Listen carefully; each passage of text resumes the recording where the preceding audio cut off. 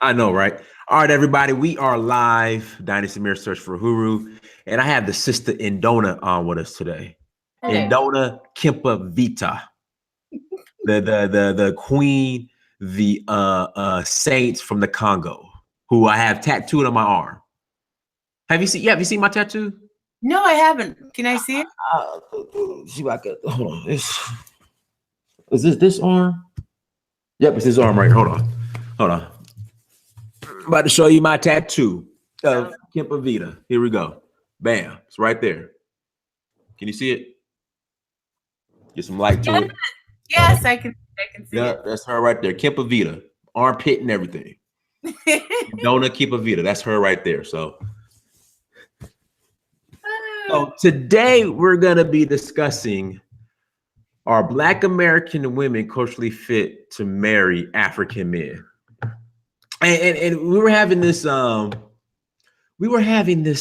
conversation earlier, me and Ndona, about, I don't know if you want to give the details or go into detail about it. It's up to you. In regards to your mother and father. So I know we were discussing that, and it kind of came up how a lot of Black American women just aren't, I guess, culturally fit to not only just marry African men, but obviously when you marry African men, you have to deal with the family as well. Absolutely. So hold on. Okay, Holona Black. Don't get upset yet. But how do you? I know there's a lot of I know there's a lot of sisters, Black American women in the chat room. Please don't get offended yet. We're gonna unpackage this now. Holona, I'm not generalizing all Black American women, okay?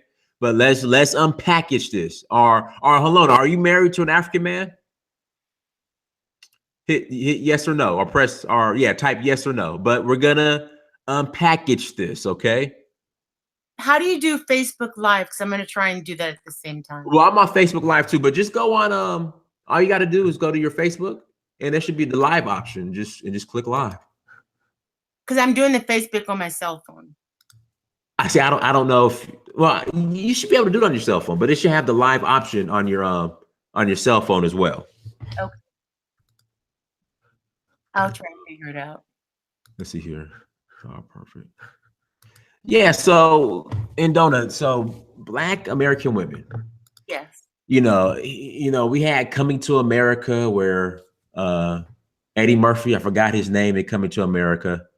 Did he have a name? Yeah, he had a name. Eddie Murphy had a name in Coming to America. Everybody, what was Coming to America? What was Eddie Murphy's name?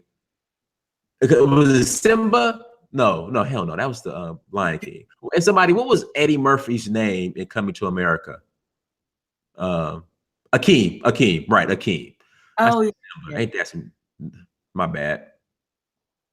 So you had Akeem, he came to Queens looking for his wife. He found her, and she accepted. At first, they had a little. I know the parents, I guess, didn't want her to marry Akeem because I think they didn't know he had money. But once they found out, that changed. Right. I know, my bad, Brandon. I said Simba. Ain't that some shit?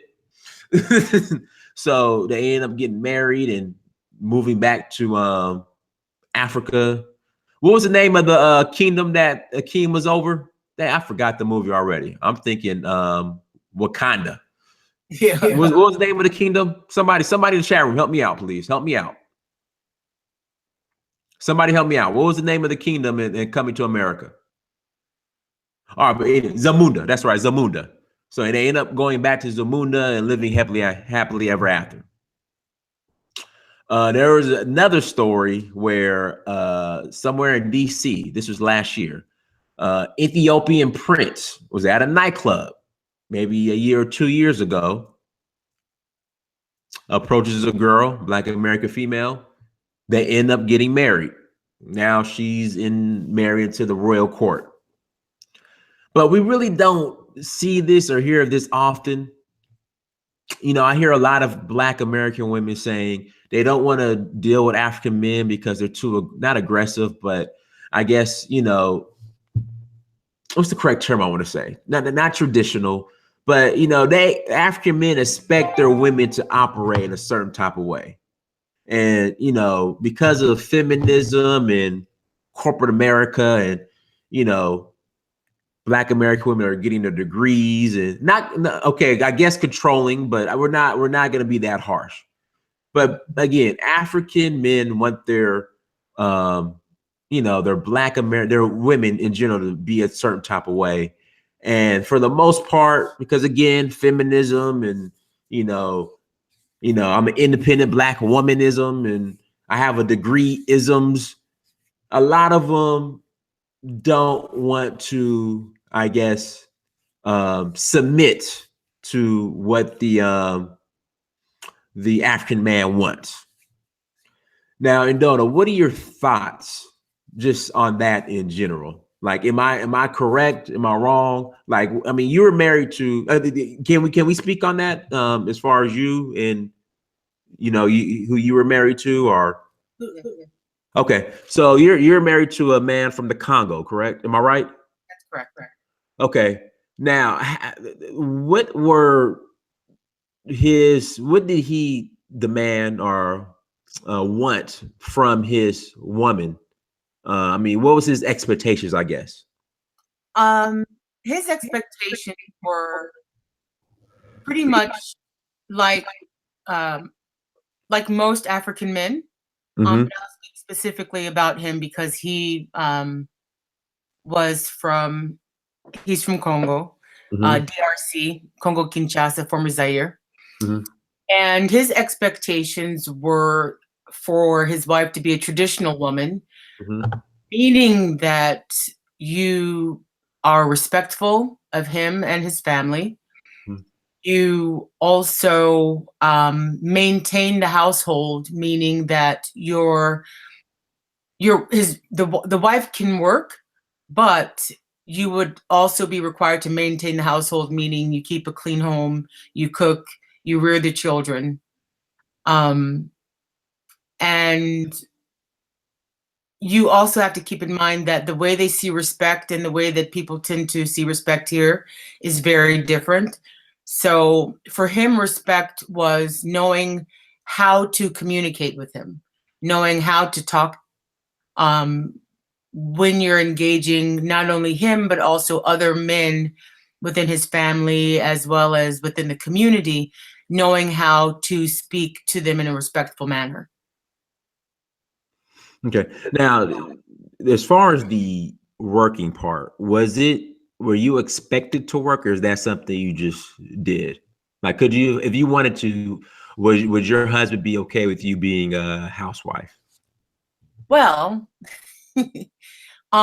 he actually wanted me to be a housewife. Okay. Okay.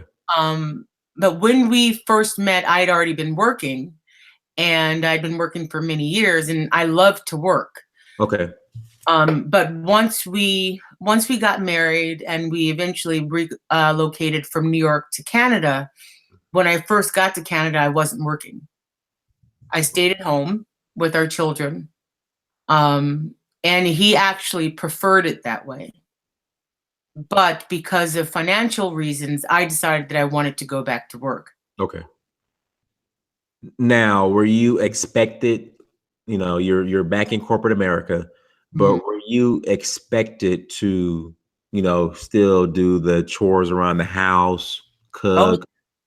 yes. Okay, let me ask you this too, and hopefully I'm not asking too much. Were you expected to pay bills as well? Now, traditionally, Okay. I would not have been expected to. Okay.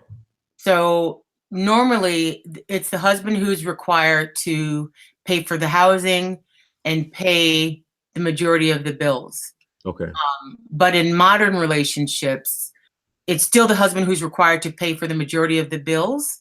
But at the same time, I've found that there are couples where the wife will pay maybe like the cable bill, the cell phone bill, stuff like that. Yeah, that's not. I mean, as long as he's taking care of the mortgage and I would say the utilities, and you're just paying the cell phone bill, I think that's fair. I mean, is that fair? You think, or Of course.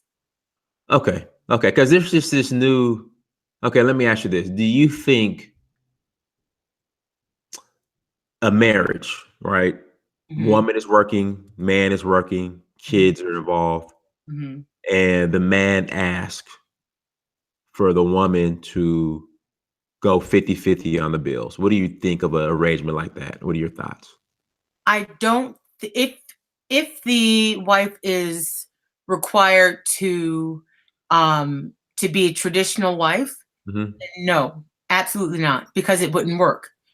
Because if the wife is still going to be responsible for making sure that the home is constantly clean, mhm, making sure that there are meals cooked, if not every day, almost every day, mhm. um, and also required to cater to her husband, and still, if she decides to work, there's there's no way that it would work where it's being done 50-50. It wouldn't work, because then she becomes more like a slave as opposed to a spouse. Okay. And then, you know what? Let's see here. There was a statement in the chat room. I got to pull this. I got to go back to it real quick. Here we go. Many American women confuse education and money with being combative and argumentative or disrespectful. Now, in the household, you have an educated Black woman, strong degrees. Mhm. I'm starting to hear him say now that they're in a household, and even if the man is still fronting the majority of the bills, that it will be unreasonable for them to cook and clean and take care of the kids, even if the man is still flipping the bill for the most part. What are your thoughts on that? I don't think that's right. And I don't think that's right because it's primarily the mother that teaches the children the tradition and the culture. And even within a household where both spouses are working, it's still primarily the mother who's spending most of the time rearing the children, especially when they're small. Hmm. So if she's not willing or able to invest in the education and the upbringing of her children, then she's going to also have to keep in mind that one day when those children grow up, they're also going to find themselves in a very difficult predicament if they're seeking to get married to an African man or woman. Yeah. Well, specifically African man for the women. Mhm. Let me ask you this now. As far as here in America, a lot of Black American women, or just women in general, but we're dealing with Black American women. It's this. Some of them are, becoming feminists. Some love to tout the degrees and how educated and independent they are. Do you hear stuff like this from African women in Africa? Do they talk about all the degrees and how independent they are and how they're feminists? Is that a common thing amongst African women in Africa? Now, if I'll speak specifically about people from Congo, Go ahead. That's fine. That's fine. That's fine. That's fine. I don't want to take what I know about Congolese culture and apply it to others. No problem. But if you speak specifically about Congolese culture, no, not Hmm. at all. And the reason being is that your own mother will tell you that you'll never get married if that's the way you're going to act. No Congolese man wants to marry a woman who's going to constantly remind him of everything that she's accomplished. Hmm. Usually when he decides to marry you, if you're an educated woman, he already knows what you've accomplished. So there's no need to remind him of it. And for a woman to constantly be talking about everything that she's accomplished, I'll just put it this way. A man can marry a woman. Well, a woman can marry a man because he's accomplished and he has wealth and he has, you know, a lot going on for himself. But very rarely will a man marry a woman because of what she's accomplished and her money. Usually a man that does that is looking to use you.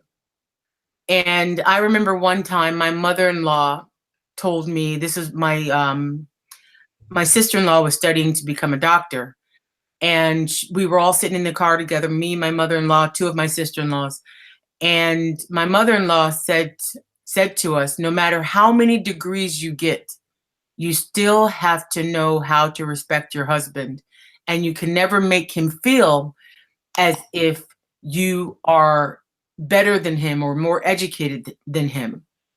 Because at the end of the day, he's still required by society to be the head of the household. So if you're putting him down or you're constantly reminding him of everything that you've accomplished, he's never going to reach his full potential within the relationship. So you can't, for the average Congolese woman, truthfully, the only ones that I've seen that are touting their education are the ones that grew up here, not ones that came as adults, but those that were, basically came here when they were really small children. And oftentimes they don't want to marry a Congolese guy anyway. And then there are a few, even the ones that I know in Europe that grew up in Europe, they keep the same tradition. Let me ask you another question. This is somewhat off topic, but not. I'm noticing, and you could probably speak on this from a Congolese perspective. Mm-hmm. I'm noticing that a lot of, I would say, first generation African women here in America who are educated or whatnot are struggling to get married here in America. They're in their mid 30s, Mm-hmm. early 40s, not married, no kids. And I know in Africa, that's kind of looked down upon. Kind of. I'm trying to be nice. What do you think is going on to because I'm meeting a ton of women, African women here in America. Again, no kids, educated. And when they get home, the uncles and their parents ain't having that shit. Like, Right. what do you think the cause of that is? Like, what's causing that? Well, what I found is that, like, I can say, like, when I was, I'm not going to say my age. Okay. I'm forever 21. 22. Yeah, right. But I remember when I was in my early 20s, myself along with my other girlfriends. Hey, Stacy, how you doing? I'm sorry. Hi, Stacy.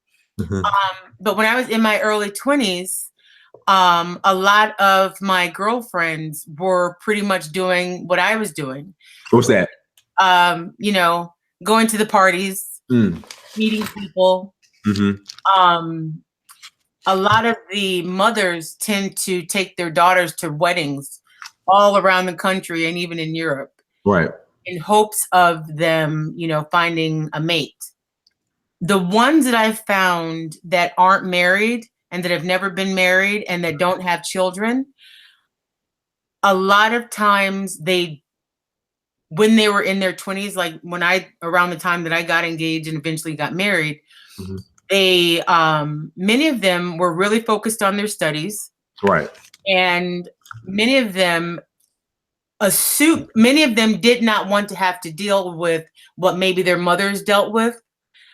Which okay, go ahead. I guess you're going into that. Go ahead. I'm sorry. Yeah. So many of them that grew up here felt that, okay, well, I don't want to be in a relationship where I'm going to be dominated by my husband. Mm-hmm. Sometimes it was, some of them also didn't want to have to deal with potential polygamy. We're going to get into that as well, but go ahead. Some of them also believed what many American women or many Western women believe, which is the fantasy, the lie of the princess wedding. I'm going to be my Prince Charming. He's going to be my best friend. We're going to hang out. He's going to do my hair and nails. That's not happening with an African man. It's not happening. You guys can be friends, but it's not like Prince Charming. It's not real. It's not realistic. It's not realistic for American women, and it's sure in the hell not realistic for African women. And the friends of mine that are now my age that have never been married and have no children, sometimes they'll, people will say you should marry a white man because they don't care how old you are. Wow. Okay. They don't care how many blocks you've been around because they don't. Uh-huh. And some of them, I don't know if they have any, like, I don't have, because most of my Congolese girlfriends are married, like almost all of them. I think maybe like one or two aren't. And one of them has never been married, but pretty much all of them are married. Oh, somebody was asking what tribe you're from, because somebody said they're from the Bakongo in the chat room. I'm Mukongo. Okay. So she's Bakongo too. Mukongo. Mukongo is one. Bakongo is the whole group. Oh, my bad. Mukongo. Okay. Yeah. Okay. So now, so now because we're in the West, Yes.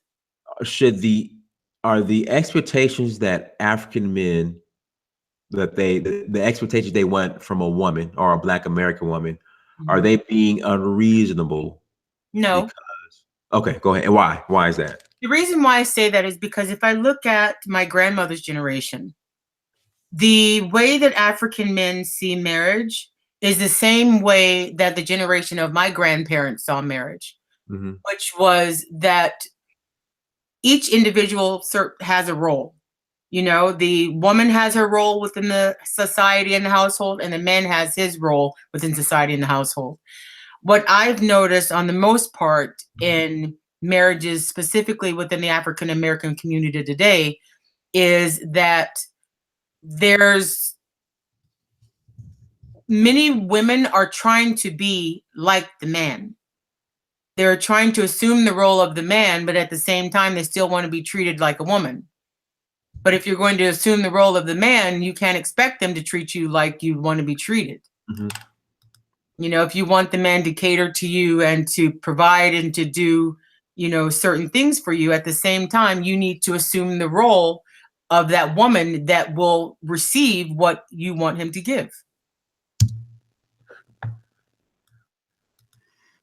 And then what about the African women that come over here? Now, do you think the West is somewhat, I mean, what kind of role does the West play in African women not getting married or having children at a certain age that's different from what's in Africa? The biggest difference that I found is that a lot of times, like I've noticed within the Congolese community, if a woman is a certain age, well, they tend to try and introduce you to people, but that's usually when you're younger. Right. Once you're a certain age, it's a wrap. It's not necessarily that it's a wrap. You'll more than likely find if you want to marry someone in your same age group or older, you oftentimes will find yourself being the second, third, or fourth wife. Because usually a man, like say for example, you have a woman, an African woman who's 40 years old, like a Congolese woman who's 40 years old. If she's 40, very rarely will she be able to find a Congolese man that's 40 years old or older who is not already married. There are some that aren't married. There are some that are divorced, but it's very hard. So you'll often, if you're 40 years old or above, the majority of the women will tend to be second, third, fourth wives. Guys, people in the chat room, can you do me a favor? If you're not super chatting, the least you could do is like and share. Please get the likes up, everybody in the chat room. And also too, I placed the link in the chat room, Amarachi TV. Amarachi TV. Please visit Amarachi TV. That's Black owned media. Please visit it. Please share it. Please subscribe to the site itself, AmarachiTV.com. The link is in the chat room. All right. So my next question is,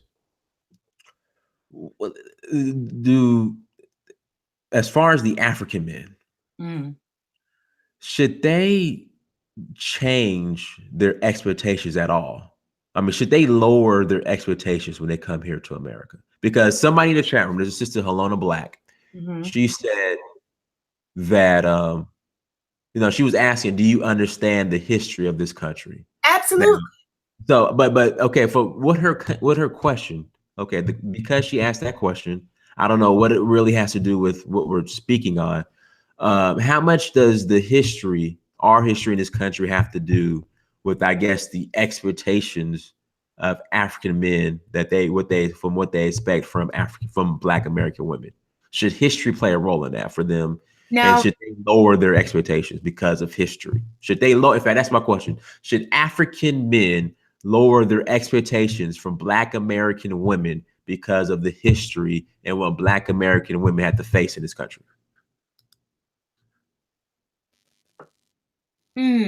but what does she mean by the history? I don't know, but that's what she said. So I don't know. Hopefully hopefully she speaks on the history, Mm-hmm. but I honestly I don't know. I don't know what she means by the history. Let's see. No one is asking anyone to lower their expectations, Dinas. But hold on. What do you mean by the history? Like, what do you mean? If you could be more specific, what do you mean by the history? Right. So Regina Mitchell says our history here has nothing to do with their standards. So that's what I'm trying to figure out, Alona. What do you mean by the history? If someone can help me out here. All right. So we'll wait for her to respond. Polygamy. Now, I know African men, Mm-hmm. even the Christians, Mm-hmm. will have a wife and a mistress. And one thing I notice about Africans in Africa, they rarely get a divorce. Right. Should Black American women accept or be more, I would say, encouraged to engage in polygamous relationships with African men? And then my next question is, if the African man steps out and has a child outside of the marriage or a mistress, should Black American women just deal with it and not immediately want a divorce? Well, can I give a little bit of my own background? Of course. And see, I didn't want you to volunteer. I wasn't gonna really go deep into your background without your permission, but go right ahead. The floor is yours. Go ahead. So my mother is African American. Okay. And my father is from Congo Kinshasa.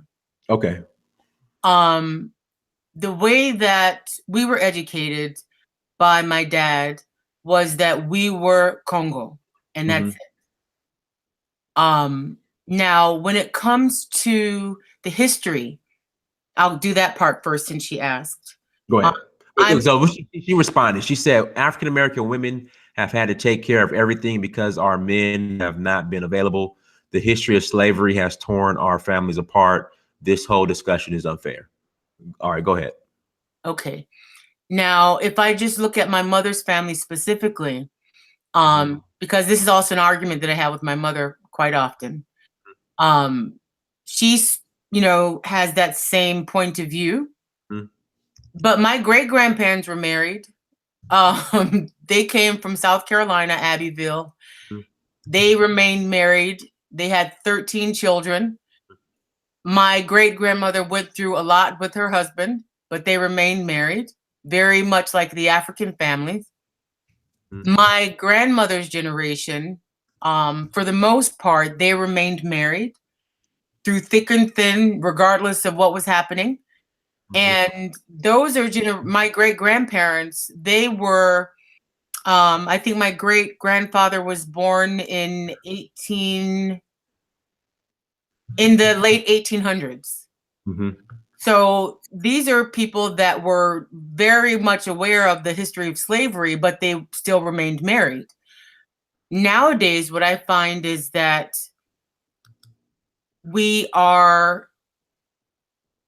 I am familiar with the fact that many African American women have been required to be the backbone and to do everything financially, support-wise.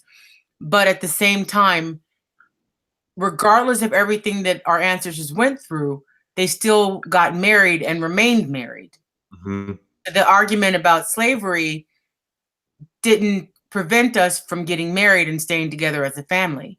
Right. When you look at what's going on today it's just really out of control.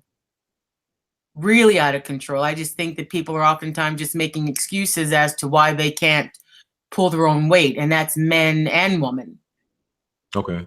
Unless she has any other questions, then I'll go on to the portion about polygamy. Now, as far as she said, oh, well, she said we simply don't have the same history. I applaud what her family has done, but we don't come from the same space. So that's what that was her response.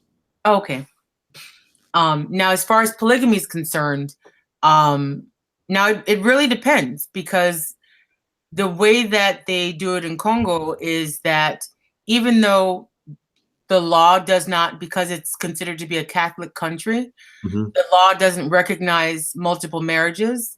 But what people tend to do is they'll do a traditional marriage, which is the customary marriage where they pay the dowry. Okay. And you'll find that many people that even call themselves Christian don't even do the church wedding, they just do the dowry. And even those that do the Catholic, do the Christian wedding that eventually decide to take multiple wives, they'll do a dowry to the households of those women. Okay.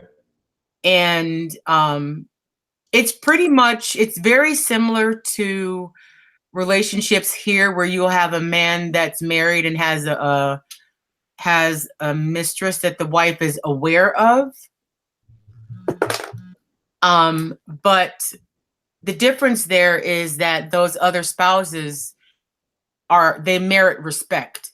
But at the end of the day, the first wife is the wife that's supposed to be respected by all, even the additional wives that the husband might take on. Now, do you think there are Black American women who are humble enough to be are okay with being the second or third wife? There are so many side chicks in the U.S. Hold on. So somebody said, hold on, let me read this comment. Basically somebody just said that. Like, when a lot of women are second and third and side chicks anyway. Right. You might as well make it official. Exactly. Listen, what kind of question is that? Are Black American men culturally fit to marry? That's another show. That's a whole nother. In fact, let me ask you this, Ndona. Did you, before you married your African husband, did you date any Black American men? Or were you close to marrying any Black American men? No. Okay, so you just dealt with, huh? In high school. In high school, okay. Okay, let's deal with families now. Now, do you think the average Black American family, you think they'll be able to mend, okay, and tolerate a lot of the cultural practices of an African family? It depends. It really depends on the African American family. It really depends, because what I had to learn, and I had to learn it the hard way. I remember when we were having marital issues, I actually called, and because I knew his father before we got married, and so I knew his father. I knew, he and I were friends before we ended up getting married. So, and his father was a lot more worldly than his mother. So when we used to have issues, I would sometimes call and I'd talk to his father. And now he told me there are certain things that you can never say to your mother-in-law because she's never going to understand. Go ahead. Give me an example. So there were issues in my mom's family that my father-in-law was aware of. And I had made a comment to him one time about my mother. And that was one thing, because in Africa, that your mother is sacred, regardless of anything. You never can criticize your mother, ever, anyone. And he told me, he was just like, something like that, you never, ever, because they're always going to say, you know, she's a bad child, you know, don't criticize your mom. But I used to call him up and I would talk to him about what we were going through. And eventually I called one of my aunts in Paris and she told me, no, no, no, no, no, no, no. What are you doing? Why are you talking to his father about your problems? And I was just like, because his father is real cool, you know, his dad's real cool. And he was just like, no, no, no, no, no. Never talk to them about anything you're going through ever. And I didn't know. Like, I knew not to complain about him to his mother because that's his mom. But I remember one time my father-in-law said to me, he was just like, why don't you call and talk to his sister instead of, you know, calling me? And worst thing I could have ever done. Worst thing ever.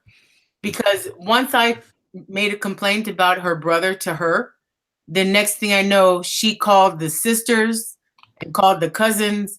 Oh, he's blaming us for how he's treating her. She's blaming us for every problem that they have in their marriage. So relatives that I had a good relationship with, now all of a sudden they hated me because they felt that I was blaming them for whatever marital issues we were having. Mm-hmm. And I didn't, when we were having problems, I didn't tell my mom's family because, like many African American families, they'll be ready to fight. Right. Whereas in Congo culture, you can't get involved. Regardless of how the husband is treating the wife, they cannot get involved. And usually, you know, you have to really, really be going through something extremely bad for them to, you know, come and get involved. But usually what happens is the elders get together and they talk and they try and work it out. Whereas if I would have told my mom's family, you know, throughout my marriage, the issues that we were going through, they would have wanted to fight him.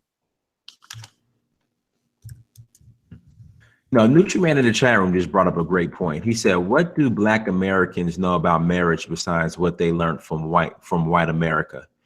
Do you think the standard of what marriage is that Black American women got from white America, do you think that plays a role in, I guess, them not being, and I could be wrong, them not being as desirable to African men?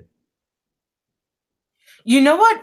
Oftentimes when, like us, so the Congolese people, the Congolese men that come here, Mm-hmm. before they come here, they have an idealistic view of African American women. Mm-hmm. And because they used to watch those TV shows like Cosby's Show, Right. You know, shows where you actually had a family, you know, mother, father, children. And, you know, for the most part, Felicia Rashad was a very respectable wife. Right. And she was, you know, a good wife, good woman. So what they think of African American women before they come here is very different from what they see when they get here. Okay, so what's the difference? I already know, but I just want to hear what you've heard from Congolese men. Well, the sad part is that I'll just, you know, to play devil's advocate. Uh-huh. Most Africans, when they come here, tend not to go to live in the best neighborhoods. Mm-hmm. So they tend to see our downtrodden sisters who oftentimes are angry. Right. And, you know, fighting in the streets and cursing people out and very aggressive. And it's like night and day from what they thought. And then they encounter them. And even if they date, sometimes you'll find other Congolese men saying, oh, you shouldn't date her. Or you can date her, but, you know, they won't be marrying them. So they'll go out with them, but they're not going to marry them. Right. So Helena Black says, so basically African men at times will generalize or stereotype Black American women as being, you know, what they deal with in the ghetto. Huh? And that gives them a bad taste in their mouth. In their mouth. Yeah. Yeah. Okay. And guys, listen, we're not bashing. You know, I love my sisters. I love all my sisters. Okay. And see the difference between me and these other YouTubers that will go on tangents and just do a bunch of shows bashing black women is because they don't blame black men. And so, like the sister in the chat room said, hold on. Because the blame goes both ways. If black women are choosing terrible black men, then why not bash black men who are terrible? Denise, absolutely. We need to call out these dusty Negroes as well. Absolutely. I agree, Denise. We need to call out the dusty Negroes as well. I completely agree. I'm not on that. You know, you have black men on YouTube who have platforms. All they do all days is just bash black women. And that shit is dusty, is lame, and is weak. So you're absolutely right. There are a lot of dusty Negroes out here. But me, I'm in the center. I'm not gonna be Thomas Sotomayor, okay? Oh yeah. That cool. I And I'm not gonna be what's this Derek Jackson. Okay. I'm not about to simp to you guys. I'm not gonna be no Derek Jackson. I'm in the middle. Okay. It goes both ways. I absolutely agree. I'm not gonna be a simp like Derek Jackson, but I'm not gonna be a self-hating, dusty coon like Tommy Sotomayor. So there you go. All right, what else? What else do we have in the chat room? So Ndona, what would you do to encourage not just Black American women, but Black men as well, to at least consider or move more towards, I would say, African-centered marriages? You know what I mean? Or just to, just think and marry more in an African type of way versus what we've been taught as far as the European model. I guess the simplest thing would be, it's kind of like, when you're at work, say for example, you work in corporate America. Mm-hmm. If you have a disagreement with someone, you're not gonna, start cursing them out and yelling and screaming at them. Mm-hmm. You're going to, listen to the other person's argument, and you're going to have a debate and have a discussion. Now, if the person is your superior and you're a subordinate, you're going to back down to a certain extent. So that's basically when it comes to women. You have to learn that, okay, if you're married to an African man, or if you're married to a man in general, the man is supposed to be the head of the household. You're not supposed to constantly be combative, and you're not supposed to, when you do have a disagreement, you have to look at it as if you're working in a corporate environment. He says something, you might not agree. Okay, I understand. And if you don't like it, you say, okay, well, maybe we can work it out. If not, we'll move on to something else. But the issue has been that rather than looking at it as a relationship where you have to understand one another and understand that your husband is supposed to be the head of the household, it's more like they're treated like children, yelled at and aggressed. Now, when it comes to the African American man who's looking to marry or looking to be more like an African husband, a traditional African husband, he can't expect 50-50. He can't expect that if he does decide to have more than one spouse, he can't expect, like one of my friends on Facebook the other day, he was looking to have a collective society where the women are all working and putting money into a pot. It's not supposed to be that way. If he's looking to have more than one wife, he needs to be able to financially take care of all of them, him and those women and the kids. Okay. Now, what are, because we know, let's get on the men now. I got to get on the men. I got to be balanced. What are African men doing or bringing to the table when they come to America that might make them unattractive to not only Black American women or just women in general? They can sometimes be possessive.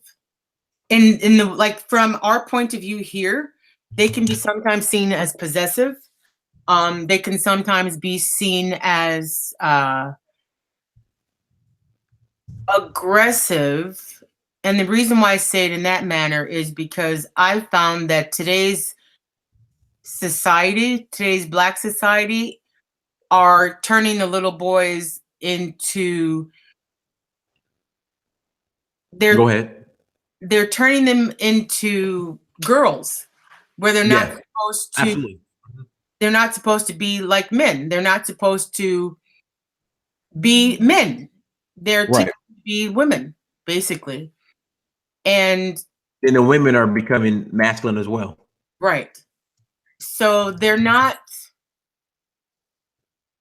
for a traditional African man to be the way a man is supposed to be. If they want to be able to conform to this society, they're going to have to dial it down. Mm-hmm. They're definitely going to have to dial it down. Peanut butter boy. Jake, what's a peanut butter boy? The hell is a peanut butter boy? What is that? He said something. Peanut butter boys is what they are nowadays. What the hell is a peanut butter boy? But yeah, Yeah. they're Go making ahead. very they're becoming feminized. Right. Correct. Now, should let me ask you this. Now, I noticed this. Do you think? Oh, here we go. Here we go. Right here. Now, do African men demand, or do they have the same demands from Black American women or African women as they do as they do white women? It depends. Mm-hmm. So you have those that have a complex who they didn't want to marry an African woman anyway, and they want to embrace the Western culture, the white culture, and they sometimes will not. They'll accept certain things from the white woman that they wouldn't accept from an African woman. Right. Like what? Like be let's be specific. Give us an example. So I'll give an example of a cousin of mine. Okay, go ahead. It didn't work with his wife because she thought because she was white that she was going to be able to treat him like her son just because he's younger than her. And she literally wanted him to be doing all the cooking and cleaning and still go out to work 2 jobs and come home and cook and clean. And she called me one day and she was crying on the phone and she was just like, "Oh, Ndona, I feel like a single mother." I'm just like, "You don't have any kids." What do you? And I was I was trying to help them out in their relationship so they could stay together. But he called me and he was just like, she's treating me like her child. But I've also seen, an African man who will allow the wife to do, well, also a Congolese guy who will allow the white wife to do that. But in those instances, to be honest, those are cases where he needs papers. Mm-hmm. So he'll put up with whatever until he gets his papers, and then he's gone. Wow. So did your family member, did he marry for papers? No, he actually did love her. Oh, he did. Okay. But did he have his papers? Did he have his papers before he married her? No. Got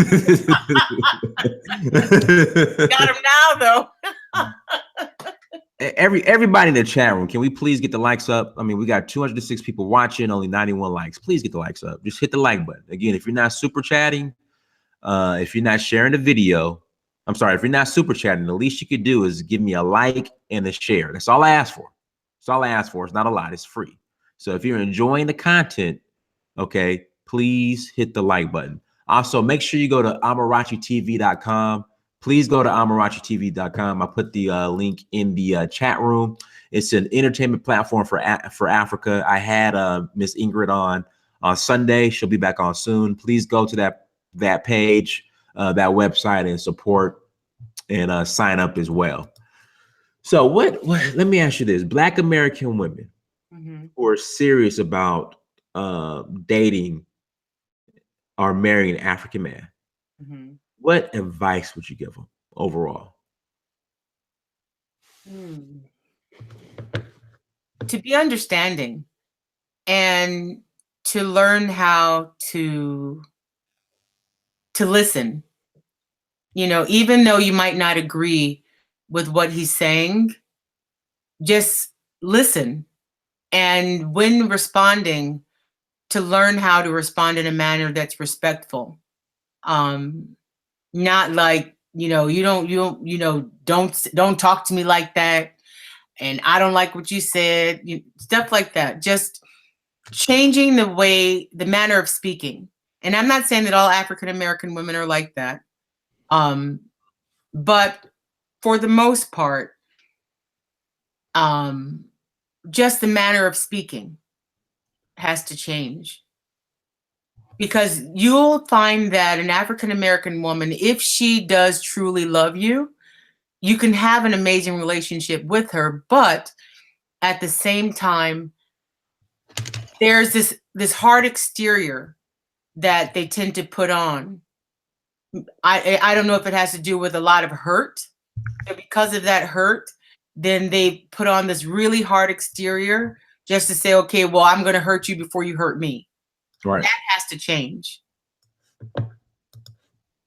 Now, somebody brought this up in the chat room. What can Black American women expect from African men during the courtship process, during the courting process?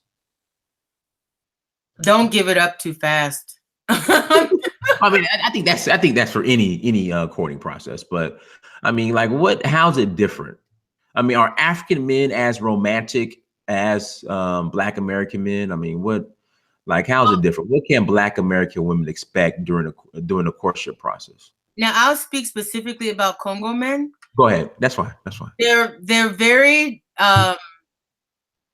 they're very romantic. In the sense of they flatter you.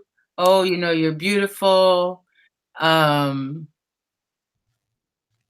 They really, really, really know how to talk to you in a way that you're just like, oh yeah. I remember one time this guy who asked me to marry him before, my dad was he from the Congo too? Yeah.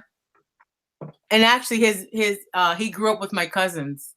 Mm-hmm. And his mom went to school with one of my aunts. And they're very romantic. Very, very romantic. So if I would tell African American women to date any African men, I would say men from Congo. Mm-hmm. Because they Hey, have you ever dealt with a Nigerian man? Talk to. How was that? Did he just lie all the time? Very aggressive. All right, go ahead. I'm sorry. Very aggressive. But just to put this out there, Congolese people tend to see Nigerian people in general as being aggressive. Men and women. Okay. Yeah. But yeah, they're very, very smooth. Where you'll think, he doesn't have anyone. Meanwhile, he has a wife and kids. Right. Oh, okay. You know what? Okay, the guy was Nigerian. So my friend back home in Sacramento, I think she is this common? Here we go. Perfect question. Is it common for an African man to, I would say, date, we'll say a Black American woman, still be married to an African woman, but not tell the Black American woman or the woman he's dating about his African wife? No. Okay. No. Because usually, even if they're married, they're going to tell you they're married, but they'll still pursue you. Uh-huh. Really? Okay. Yeah, they'll still pursue you. Atlanta Angel 84 wants to know, do you know where any African simps are? Do you know where any are at? Any just simps? Simps? What do you mean? Like a simp is just somebody that would just cater to a woman no matter what, just no matter the conditions, no matter what. He's just a simp, a sucker, a lame. Just I wish I had I used to have a great definition for one that someone gave me as far as a definition for a simp, but he's just a sucker. Are there any African suckers out there that she could date? Not that that that would just wine and dine her, do anything for her, no matter what, accept her for who she is. No. What I can say is they'll spend money. Mm-hmm. A traditional African man, he will spend money on you. Okay. But also it might be different nowadays from when I was growing up. Because like with the Congolese guys that when I was like in my 20s, a lot of them, we all grew up, in the 80s and 90s. So it was like Mobutu's generation where you had Mobutu. Mobutu. They had money to spend and they would just spend it. Just spend and spend. And it didn't mean that they were going to marry you, but they would, spend money. Edward Anderson, I will never suggest saving all women. Absolutely not. I never said that. Did he say save them? Saving. Yeah. I would never suggest saving all women. Never. You would never hear that out of my mouth, Edward Anderson. I'm not that guy. Definitely not that guy. Somebody asked, I think we kind of touched on this already. What would an African man need to do in order to be pleasing to an African American woman? I think we already touched on that, though. It depends on what she's looking for. Okay. Like, is she looking to get married? I would think so. What would the African man need to do to be pleasing to an African American woman? Yeah. Conform to her, if that's what if she wants the man to be pleasing to her. But I think the way that I look at it is that who was the one looking for the marriage, the man or the woman? That's a good question. Because the men can get married at whatever age. Like they can have kids up to like what, 80? Well, my dad, he just passed away January 2017. He was 86, 87 years old. Sorry. No problem. Yeah. It's usually the woman that's looking to get married. Right. A man's not, he doesn't have to rush. Women don't have to rush either, but then also you have to keep in mind, do you want to have children? Right, exactly. So the African women, let me ask you this. Are African men who don't have kids at a certain age viewed in the same manner as African women when they don't have kids at a certain age back home, or the Congolese men and women? No. Okay. Now, if he's married and he doesn't have children, then sometimes the families will encourage the man to get another wife. Okay. And what, divorce the one he currently has, or no, have two? Just, have children with someone else.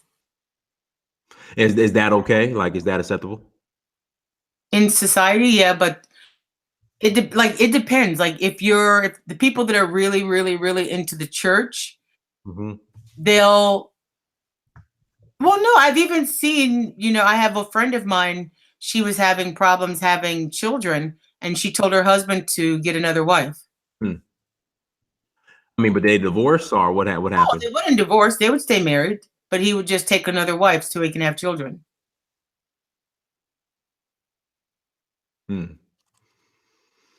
Everybody, thank you again for joining us. Let's see here. With all due respect, how do we continue to have this platform without treading into territory of creating or perpetrating stereotypes? Theodore Williams, listen, this platform right here, I can't please everybody. I'll just leave it like that. Like, I'm not here to please everybody or walk on eggshells. Some people are going to be offended. And if you're offended, I don't know what to tell you. I have over 550 videos on this platform. And if one video, I guess offends you, then I don't know what to tell you. Or if even 10 offend you, 20 out of the 550, I don't know what to tell you. But again, I'm not here to make everybody feel comfortable. And one thing I'm not going to do on my platform is walk on eggshells. So I'll just let you know, Mr. Williams, Theodore Williams. So we can have that on record. So, I mean, anything else? Oh, let me ask you this. Are African men, how do they feel about Black American women who already have kids, and will African men date Black American women with kids, or just women, or just in general? Well, it's how's that viewed? Negatively. Okay, because I know here in America, like a lot of times, Black American men, they damn near want to guilt us into dating women who already have children. Yeah, no, So it's looked down upon. okay. And what you'll find is that oftentimes, especially in Congo, a girl who has children and is not married, basically they call her a prostitute. Wow. Yeah, she's basically a prostitute. And a woman who has children by multiple men, the prostitute. And his family will usually not want you to marry her at all, like not even to associate with her. Especially if the man doesn't have children. Now, it's different if the woman was married and her spouse passed away, or she was married and they divorced and she has children already. But that's because she was actually married. But for a woman who, like, you'll find there are some relationships here where you have a woman who has multiple children by multiple men. In Congo, that's like one of the worst things ever. They'd be like, she's a whore. Mm-hmm. Sahar Lyles on the Facebook chat says, I feel like a lot of American Black women, and Sahar's an American Black woman, everybody. She's a Black American woman, all right? I think she is. I'm pretty sure she is. She says, I feel like a lot of American Black women don't know how to let go and be taken care of. Between the pain of experiences, things that many have grown up seeing, many don't know how to let a man be a man. What are your thoughts on that? It's true. They don't know. Many don't know how to let a man be a man. Many also don't realize that you cannot constantly bring up all the negative things that you've gone through to your spouse. You can't. That's why there's therapy. That's why you have maybe a mother or an aunt that you can talk to, or even a girlfriend that you can talk to. Because even I learned that you can't, as a woman, constantly, burden your husband with every single emotional issue that you have. And that's just with any man, let alone an African man. Like, they are not therapists. You hear, African men are not therapists. There we go. Cass Mujah wants to know, and appreciate the super chat, why are Black women always in a rush to get married instead of focusing on building a strong relationship so divorce won't happen? Now, I want to make sure we're not stereotyping and generalizing all Black women. All right. But I mean, what are your thoughts on this question? Building a relationship prior to marriage?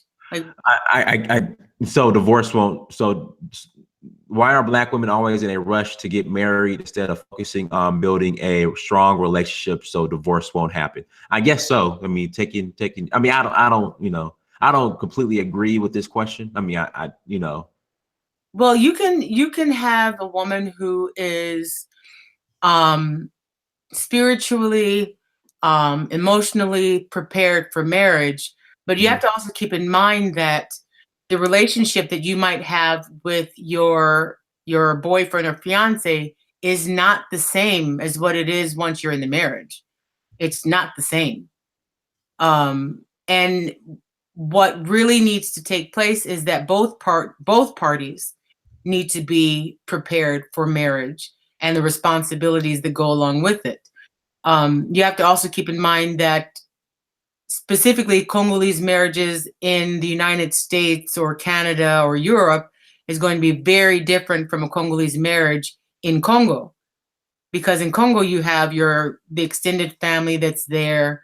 They're there and they can support you when there are issues. Whereas here, a lot of times you're living by yourselves. Young J 216. What's that? Seattle? It's 216 Seattle. Young J. Appreciate the super chat. Let's see here. I know Sahar has some more comments. Let's see here. And how do you feel about a lot of women who are trying to outshine their men? Is that what are your thoughts on that? That's what Sahar said. It doesn't work. It doesn't work. Why is that? The reason why it doesn't work is because you have to realize that men have an ego. That is their egos are very fragile, and you have to constantly stroke their egos to make them feel good about themselves.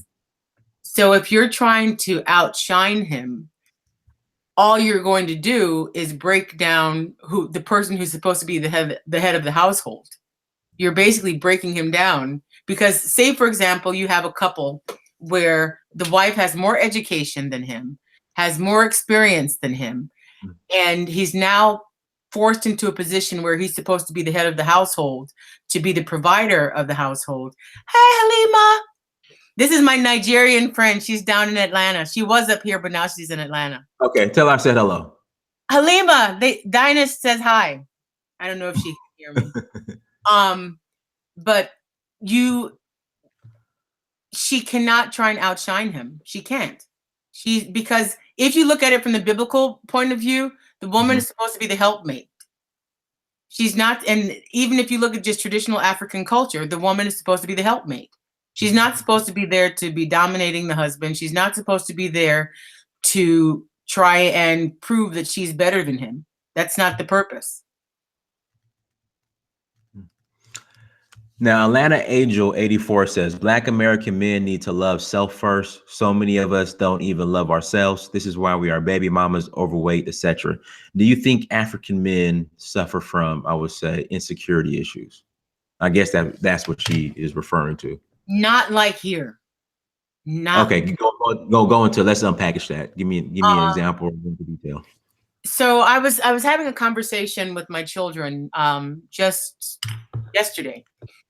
And we were talking about some of the issues, because you have social media and you have like all this stuff on the internet.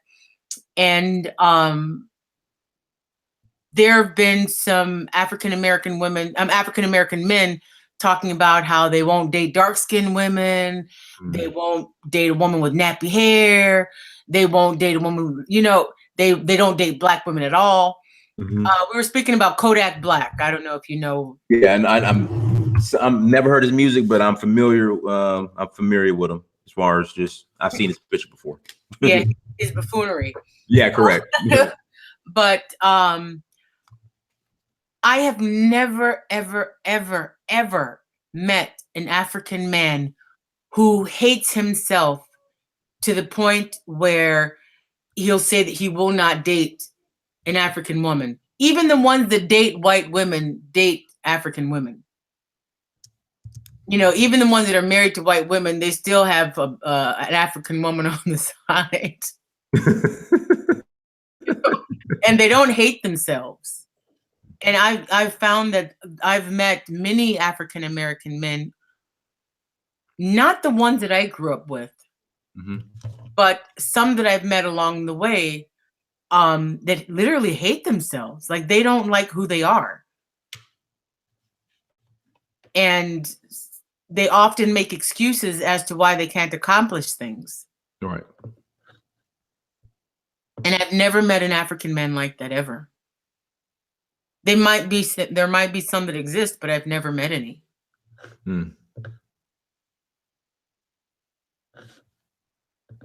So do you think oh, Halima wants to be in the video. How do I the link I sent you, send it to her. Okay. And let her come on. Yeah, let her come on. Yeah, the link I sent you, just send it to her. And everybody who super chatted. So Theodore, thank you for the super chat. Appreciate the super chat, brother. So Theodore, and then the brother Jay. Brother Jay, 216, Young Jay 216, and then hold on. Let's see here. Ima Z. Casmu already got you, brother. Guys, email me your address so I can send you a postcard, okay? and let me know which one you want. You could get the me with the Ashanti Royal Guard or me with the King of Alada. So I'm gonna send you a postcard. So make sure you email me your address, okay? Search for huru@gmail.com. I'll put it in the chat room. So yeah, just forward her the link and she can hop on. Okay. Now, can I click the button that says invite people? Yeah, in the actual Google Hangouts, right? Yeah, exactly. Yep. And then just and then when it says send invite, you just put her email address in it.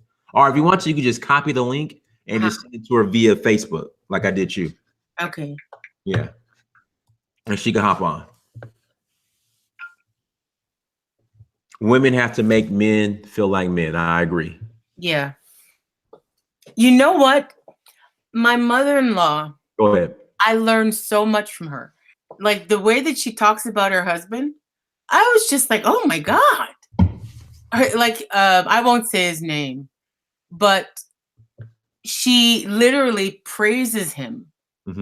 But he's an amazing man. Like he's an amazing father, amazing provider. And just the way that she speaks to him, the way that she relates to him,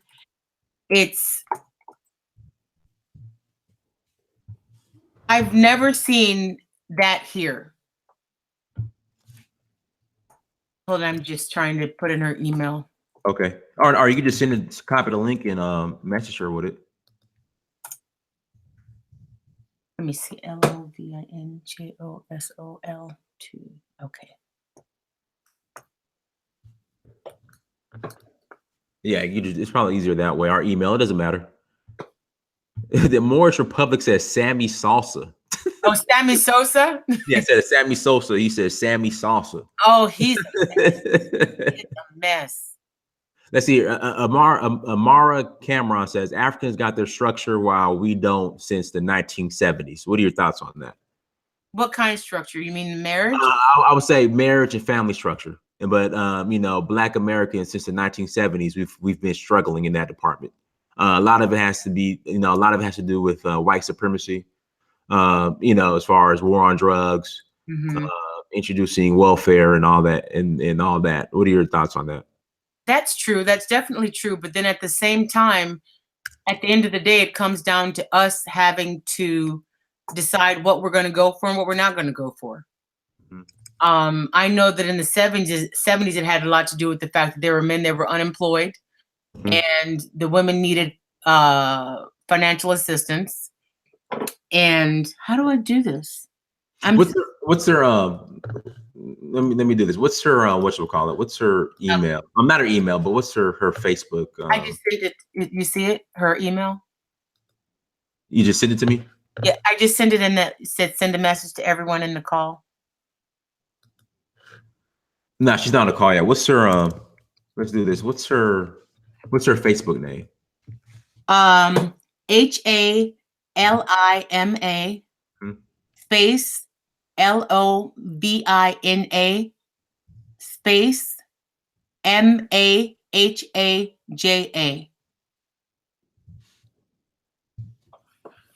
Halima, we're coming for you. He's gonna. I'm about to send her a link right now. Okay, he's sending you the link now.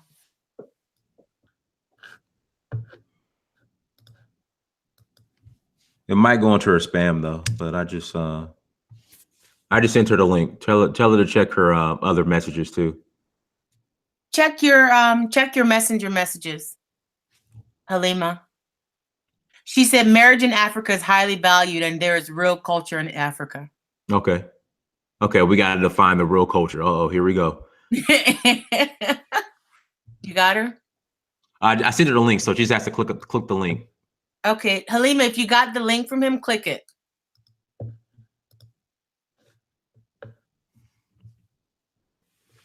Everybody, thank you for the super chatting as well. Titan Moore, I shipped to the UK, so let me know which card you want. Halima, did you get the link?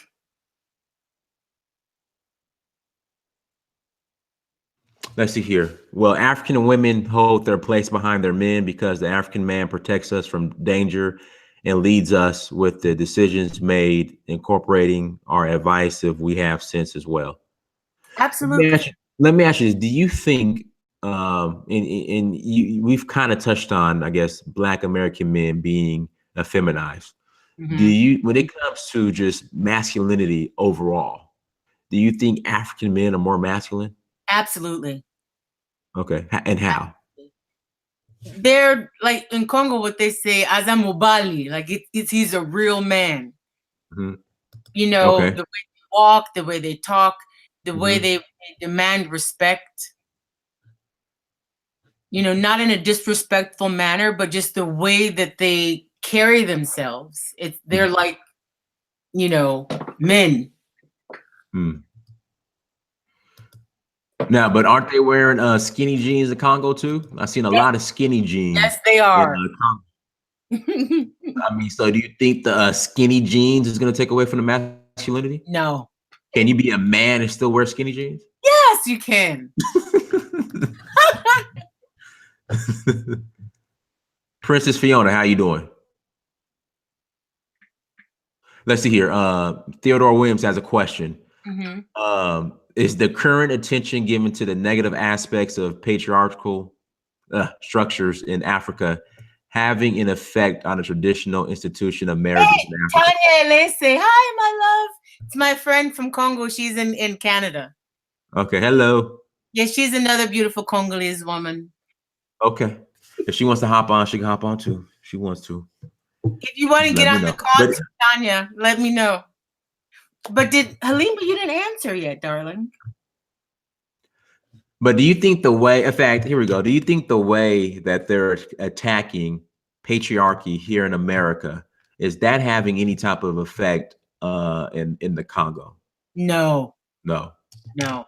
You know what it is? Because most Congolese people, they're very much into their own culture. They don't care how, you know, Americans conduct themselves in their families. It's not their business. Hmm. Okay. All right. So where's Salima at? She coming? I don't know. How do I do this? What did she do? Fake left, go right? I sent her the link. Let me see. How do I do this? I sent her the link on whatchamacallit on Facebook in her messenger. So she has a link. Oh, Halima. You know what? I'll bring her. Let me see. I don't know how to do this. Yeah, well, I messaged her the link. What's her email address? You got an email address? Yeah. Well, Yeah, I don't hold on.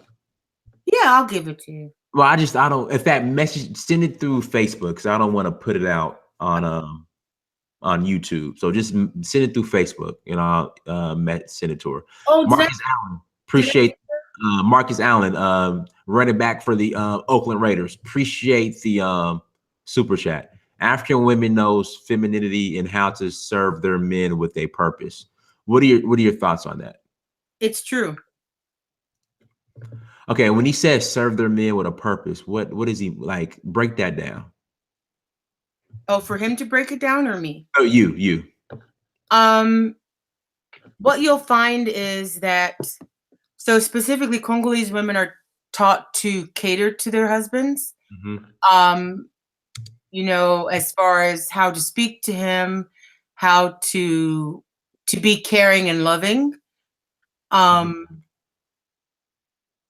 and even if she doesn't agree with him, what they'll do is be like, don't worry, it's okay. Hmm. Even though she might not even agree. She might not even like say for example, I would see they'll oftentimes make a suggestion as to what she wants. It's kind of like they plant a seed. Hmm. They plant a seed for what they want. And then over time, then the man will be like, oh, I had this idea. But it wasn't his idea, it was her idea. But just the way that she planted the seed, it eventually becomes his idea. I don't know if you understand. They're very influential and they do it in a very loving and quiet way. They're not like, oh, I told you, you need to do this. You don't know what you're talking about. No, that doesn't work with a Congolese man. It doesn't work. Let me ask you: Are Congolese women skin bleaching themselves? Is that something common out there? There are some that do. And Is it that serious? That have you been to? It was when I was in Benin, and also you see it in Senegal. It's pretty bad. Like, is it common, or is it like how women who bleach their not skin, as how are they much. viewed? Well, in Congo, they make, hold on one second. Because I want to make sure that my friends can hear this part. It's just that I'm trying to do the message at the same time. Mm-hmm.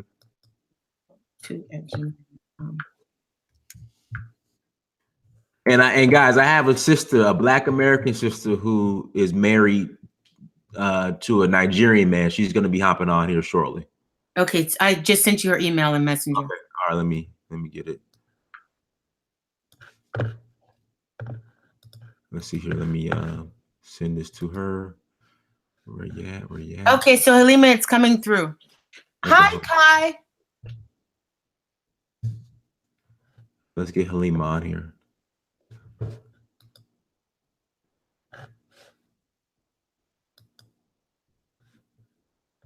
Let's see here. Search for Huru. Everybody, be patient with us. Thank you so much for joining us. Thank you so much. We really appreciate it. You were talking about the skin bleaching. So, right. Yeah, exactly. Mm-hmm. So not as much as what I've noticed in the communities like in Senegal and Mali and Gambia. Mm-hmm. Is it bad in Gambia? Oh yeah. Oh yeah. But in Congo, you do have some women that do it and some men as well. But people make fun of them. They even talk about how they smell, you know, what they look like. In Congo, it's called choco. Choco. Yeah. But then also in Congo, like there are people that in Congo you have many different skin colors. You have, you know, light, medium, dark. Now, do you see it personally? You yourself, would you consider it a form of self-hate? Yes. Definitely. I remember one time I was in Paris and there was this guy, one of my uncle's friends, and he literally had bleached himself to the point where his skin was like Michael Jackson's skin. And I told my uncle, I was just like, oh my God, he looks like Michael Jackson. He was just like, oh no, he doesn't look like Michael Jackson. I'm just like, not saying that he looks like him, but his skin, and then his knuckles were like monkey hands. I don't know if you know what monkey's hands look like, but like with the black knuckles, and like all the knuckles are still black and everything else is white. Is that? Yeah. Yeah, that's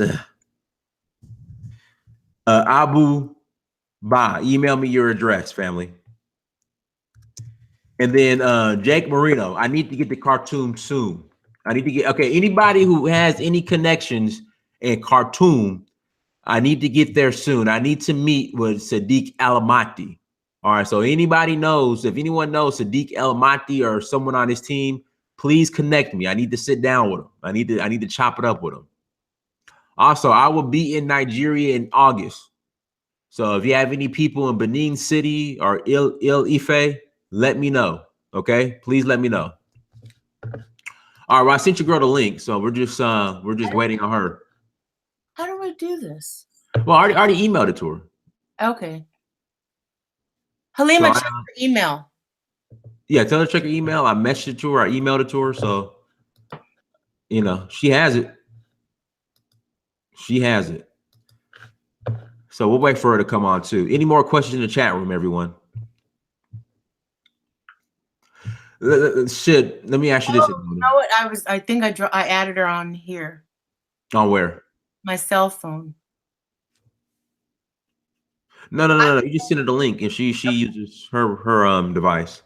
I'm so not tech savvy. Let me ask you this, Ndona. Do you think Black American women should quit on Black American men and pursue African men? Just totally abandon them? Well, I mean, just, you know. No. Not completely abandon them, but, you know. Because, I mean, I'm a Black American man, so I'm just saying, should they? She asked, is it Daniel Samusa? Who? She said, "Is it Daniel Samusa?" Who's that? I don't know. No, it's not him. My name is Dinas Demir. Who's that? Who's Daniel Samusa? I Was don't that know. Halima that said that? Yeah. I just tell her I just messaged her the link and I also sent it to her email address. It's coming from searchforhuru@gmail.com.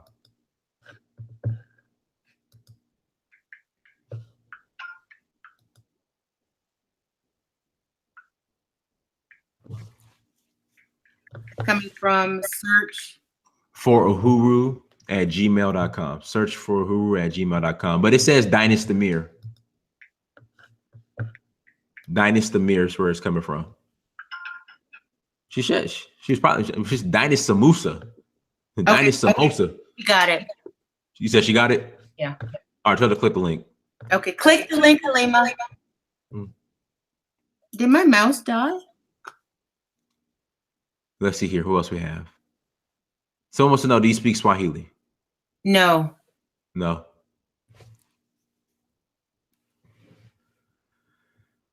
Come to Mogadishu. I don't. We have not had an American hostage for some time now. I'm good. Oh Lord.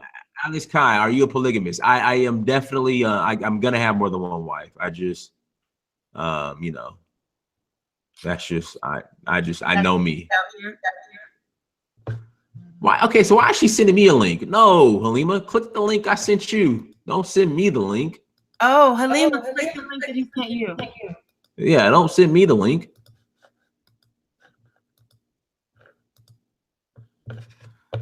Visa, she sent me something in French.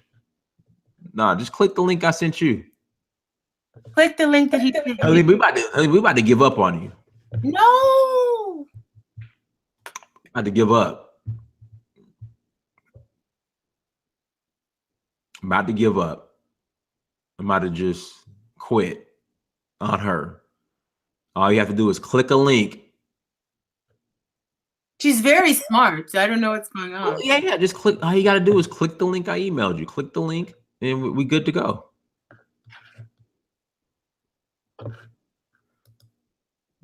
Halima, you about to get fired when you haven't even came on. There she goes. You see her?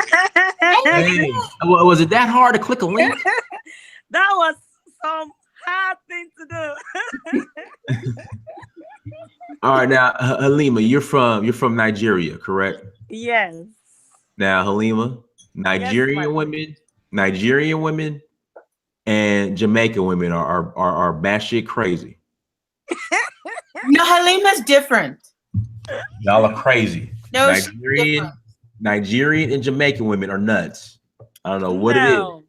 No, not at all. Well, I'm from the northern part of Nigeria, where you can't even look at your husband when he speaks. Oh, okay. Yeah. Same thing in Congo. So Halima, now are you currently married? Yes, partially. Partially. What does that mean? Okay, so is your partial husband is he Black American or is he Nigerian? My passion husband is mixed race. What's that mixed with what? His daddy is mixed, white and black, and his mama is white. Okay, so you have a white husband. Yes. Okay. All right. All right. So let me ask you this: so he's American, I guess. Yes, he's American. What does he identify as? Let me ask you that. Well, to be honest with you, he's actually a confused man when it comes to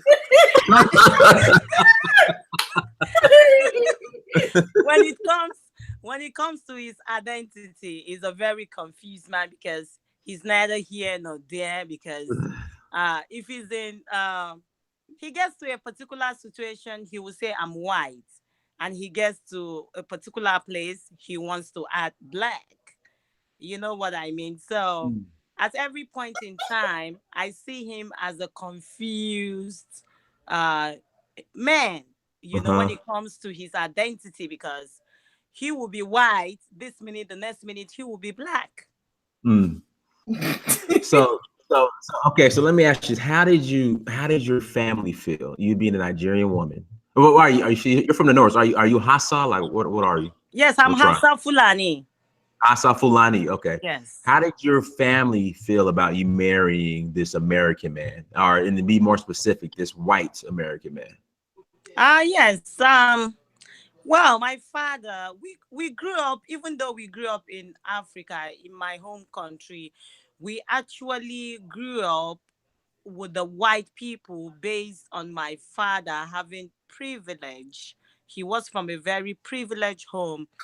So we never saw color until we decided to go to the Western world. Mm. That was when we realized, because back in Africa, you don't see color, white, black, Chinese, Indian. You don't see it because we are a very accommodating people. We love people, we accept people, and we even respect and worship them. In Africa, is a totally different. The way we would treat the white people back in our country Mhm. is totally different from the way we are treated over here. Is it because they're the minority there? Can that play a large role in that? No, it has nothing to do with the minority. It just has something to do with the mindset of the African culture, the way the African sees the Western world from time immemorial. It's not just today. It's been there. Like, I would say the brainwashing. That's the way I would look at it, because back in the days, you are taught like the people from the Western world are much more better. So it's just a myth that you just grow and you meet. Like, you feel when you see a white man or a white woman, oh my God, they are like God. You know what I Oh my mean? God. Oh my Mm-hmm. But Yeah. So Halima, God. Congo, it's different because yeah, in Congo, it's so different because the French white live amongst them, so it's different. And yeah. even in Africa, even in Nigeria, it's different based on the states and Okay. tribe. Okay, so You know, let me ask you this, Halima. Now, are you're Hassa Fulani? So, are you Muslim or are you Christian? yes, I was from a Muslim home, but I'm a Libra. I don't. I go to church. I worship God the way I feel fit. Okay, so But are I you I was raised a Muslim. so you're Christian now?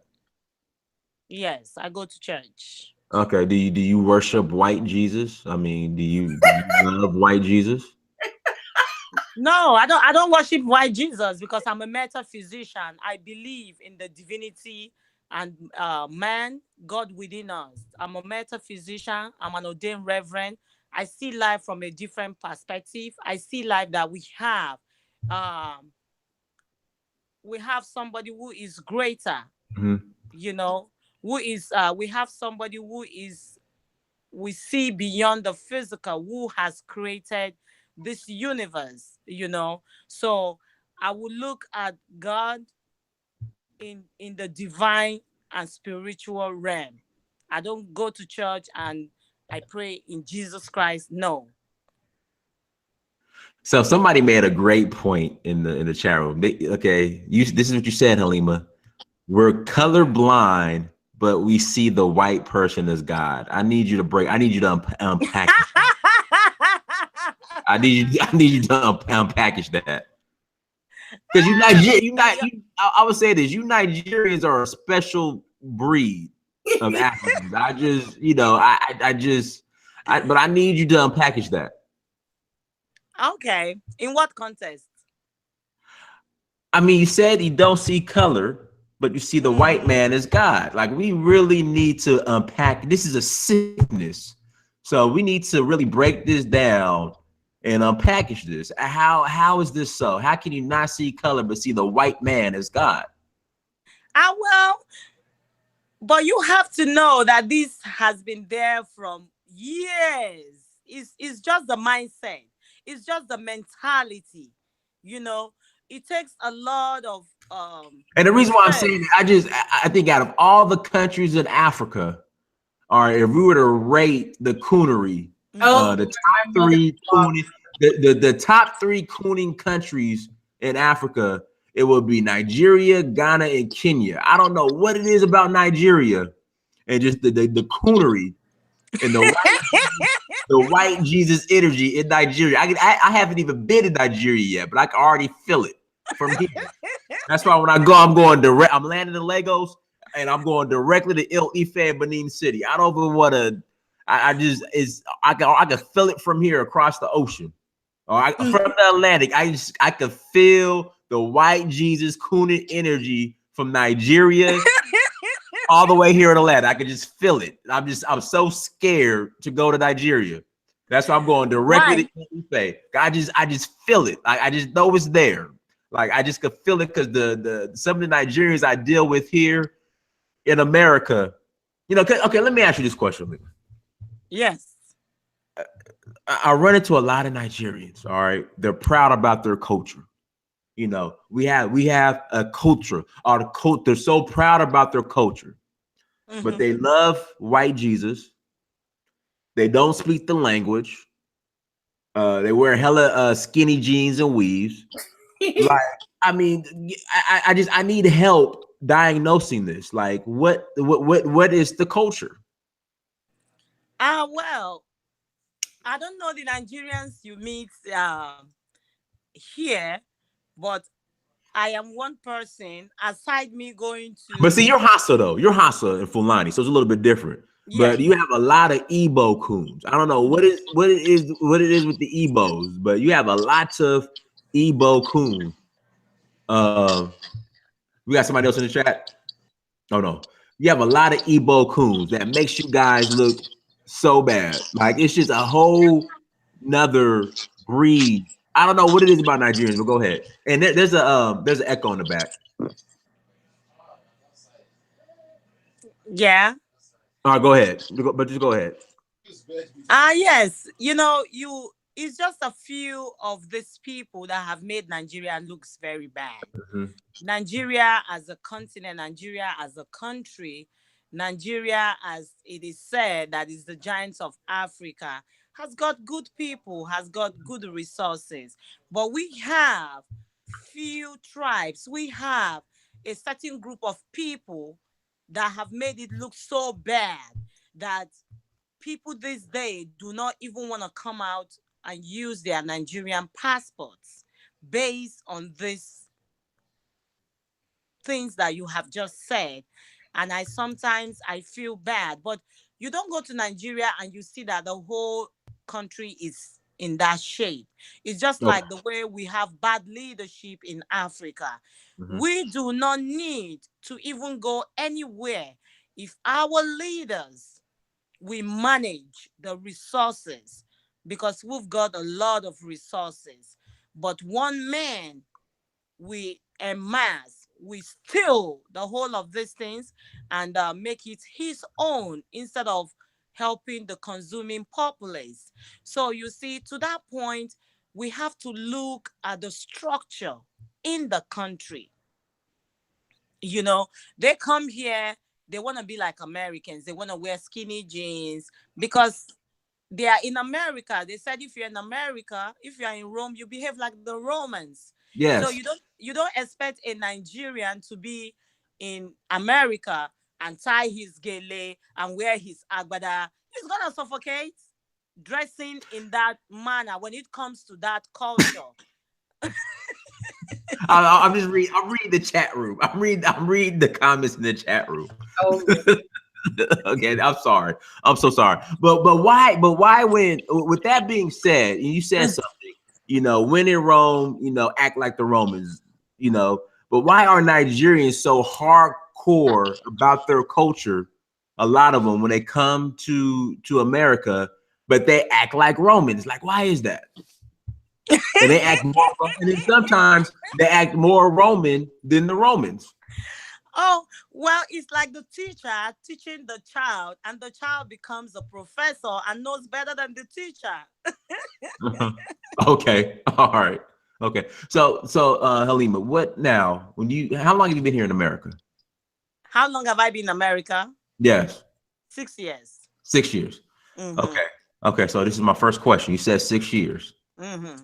All right, so your current partial situation. Okay. Now, was this arranged? I mean, was this I mean, can you go into details about that? Oh no, it wasn't. Okay. How'd you It's guys love. meet? It's love at first sight. Love at first sight. Okay. Yes, sir. Okay. So did you hopefully I'm not asking too much, but No, go ahead. was this a situation so you get your papers, or is this like an actual real situation? No, I don't need him to get me papers because my whole family are American citizens. So I Okay. don't Okay. need him to give me no papers. I will rather give him papers. Okay. So what was it that attracted you to the white guy versus black American men? Like what were your initial thoughts when you came here to America and you Mhm. started to interact with black American men? Well, before I met the white man, I dated black American, even in my home country, and they are Uh-huh. too aggressive. More, come on, stop the show. More aggressive than Nigerian men? You try to tell me that black American men were more aggressive than Nigerian men? Mhm. They Hold are on. too. Is that Brad in the background? Is that your is that your partial husband in the background? No, hell no. That's my brother. Oh, that's your brother. Okay, okay. All right, go ahead. Yeah.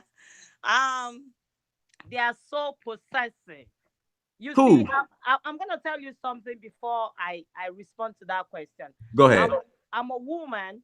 If I'm here with you and you're my, let's say, my husband or my boyfriend, or I'm dating you, your Uh-huh. phone can ring. I will never look at your phone. If you are on the phone talking to somebody, I'm not coming over to say, who are you talking to? The black Americans are good people, but they need to tone it down a little bit because they are too possessive. Two, I Oh come well, from hold on. a culture.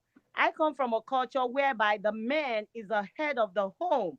And in Africa, over the years, you don't even talk back at your husband. You don't even look at him when he speaks. But over here is too much drama. The man is yelling, the woman is yelling.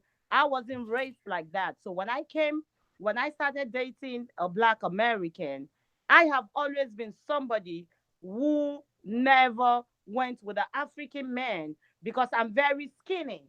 I'm thin. So the African man don't like a slim girl. The African man likes the big, what we call fat, what you call big over here, we say fat ladies. If an African man takes me to his mama, she's gonna say, why? Doesn't she eat at home?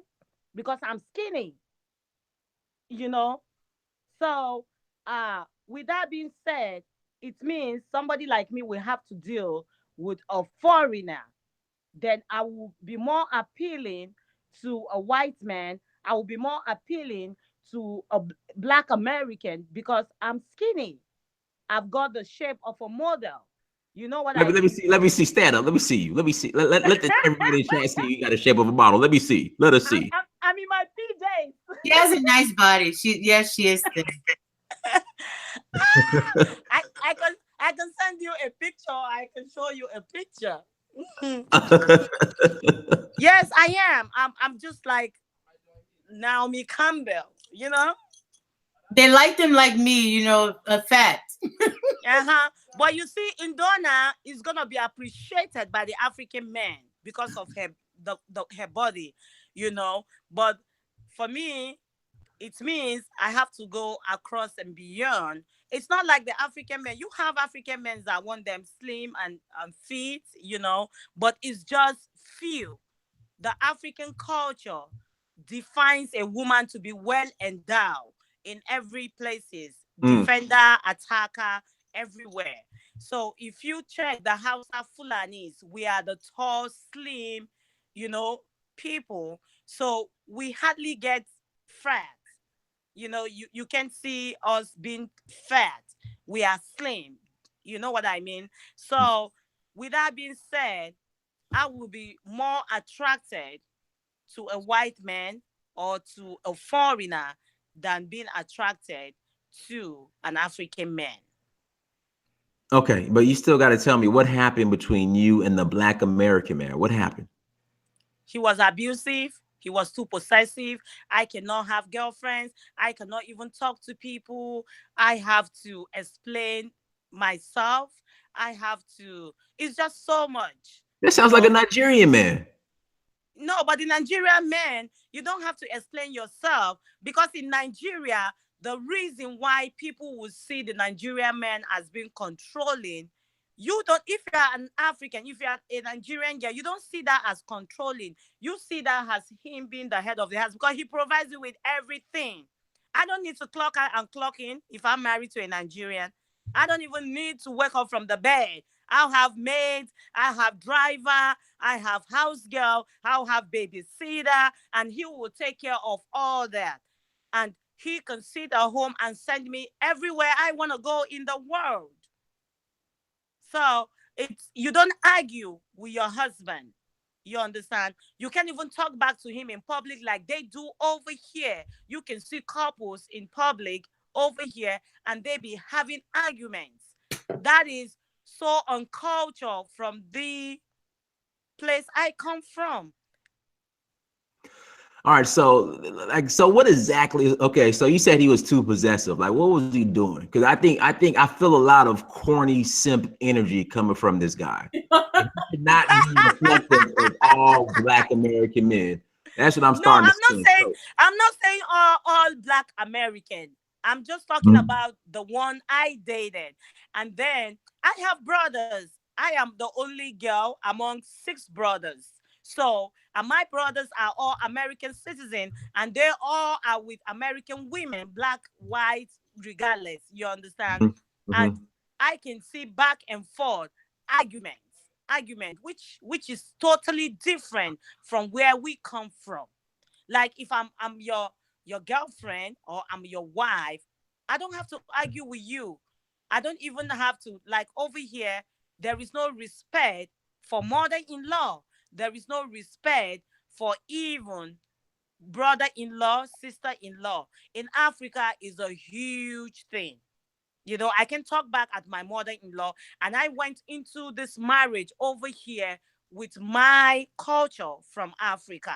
So my mother-in-law sees me like, that's not right. Why is she always, man? Why is she, just with my African culture, you make the marriage work. You respect your husband. You respect your mother-in-law. I can't even call my mother-in-law by name from where I come from. I can't even call you by name if you are older than me. I have to, say uncle or bros. You know what I mean? So let me ask you this. So now, how did you get with Brad, your white partial husband? Like, how'd you hook up? Is his name Brad? What's his name? Like, how'd you hook up with him? He's still my husband. How'd you hook up with him? How'd you meet him? The plane. At a plane. Now I'm gonna go ahead and put it out there. I feel as if, and this has been consistent amongst, I don't care where the Black woman is from, whether she calls herself Black American or Kenyan or Nigerian. I feel as if white daddy gets away with more. I feel as if Black women are more submissive to white daddy than they are to the Black men. So with that being said, was white daddy, Brad, was he showing the same characteristics, and tell the truth, as your ex-Black boyfriend, Black American boyfriend? Not at all. Not at all. He's more on the, oh baby, oh baby, oh baby. It's more romance than control. It's more of doing things together, 100, not 50-50. It's more of doing things together, 100, not. So whoever's playing it again in the background, you gotta. Ia, oh Ia, you gotta Ia, turn the put your YouTube video, put it on mute. Whoever's playing it again in the background, you gotta Ia, you gotta Ia. Okay, Ia, put your YouTube video on mute. The replay, you gotta put it on mute. All right, so we have Ia on with us. Ia is a Black American woman who has a Nigerian husband. So we're to get her on soon. So okay, if he was so good, all right, why is he your partial husband? Like, what happened? No, when I say a partial, we are not divorced. I say a partial husband because I live in Georgia and he lives in Indiana. So we shuttle back and forth. That's why I say partial husband, because we are not living together. I had to come to Georgia for a job and he had to stay in Indiana. So I always say he's my partial husband because he's not here with me. So we live like when we were dating, I have to fly to Indiana, he has to fly to Georgia. So to me, I don't see that as a full presence of my husband with me. So I always say partial. Okay, since it's long distance, it's partial. Now, let me ask you this: Yeah. can your husband have another woman on the side or another wife? Because you're Muslim. Since you're Muslim, well, kind of Muslim, is it okay for Brad to have a woman in Indiana?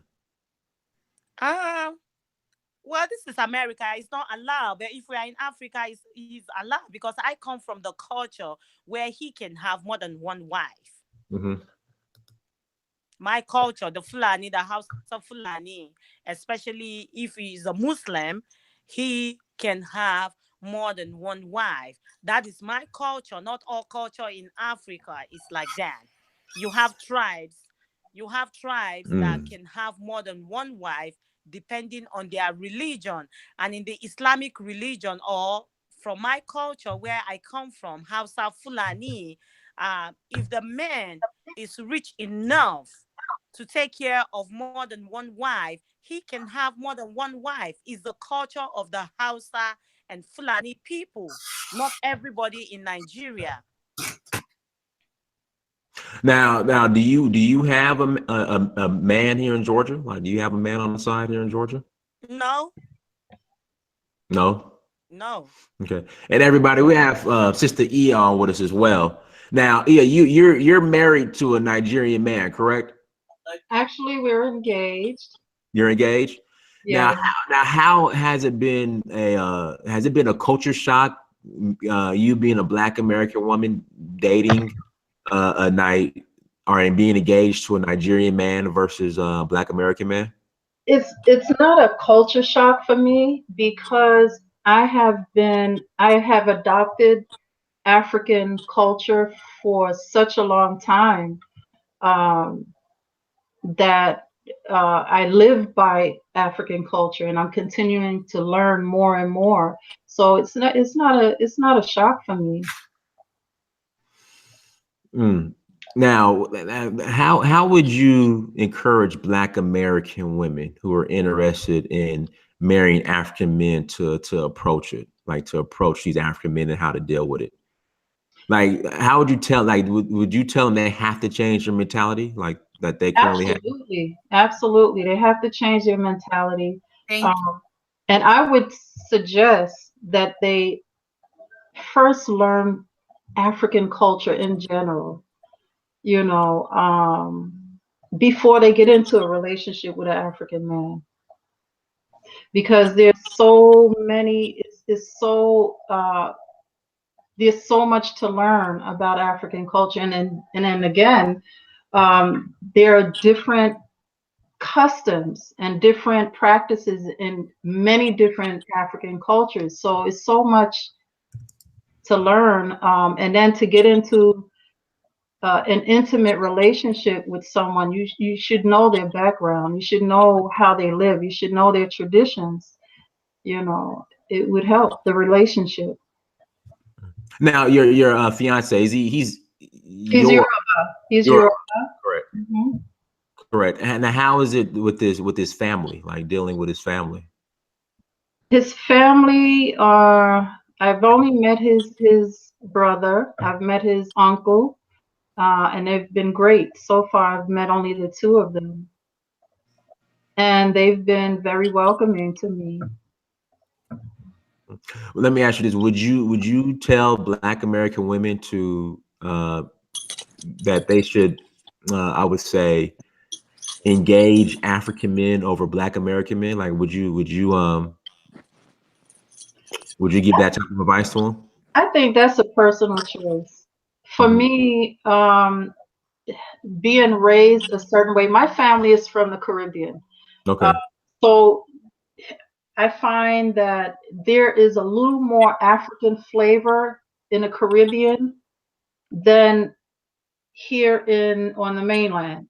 That's true. So, and so it's like I was raised with certain things that were African. My mother raised us a certain way, and which has a lot of African uh, traditions. So it was easier Hmm. for me um, to to choose an African man over the African American man. That's a matter of choice. Because at the end of the day, the African American man is also an African man. Hmm. It's just that through colonization, through slavery, through post-traumatic slavery syndrome, we have lost a lot of who we are as African people. Hmm. So it's just a matter of learning African tradition and reconnecting to culture, African man and African woman. Now, Halima, there are a lot of holes in your story. So how did you meet your lover in like there are too many, something's missing. There's you came here from Nigeria 6 years ago. Did you guys meet online? Like how did this happen? No, we didn't meet online. I came here on a business trip. I've been coming to this country since I Well, what was kind of business do you do? What kind of business do you do? I own a clothing store in Africa. I come here, I Are buy you clothes. selling fake Louis and fake Gucci? Are No, you? no, no, no, no. I don't even sell all that. I come here, I own a clothing store for children. I Mhm. buy Pampers, I buy everything kids because I was living in Ghana.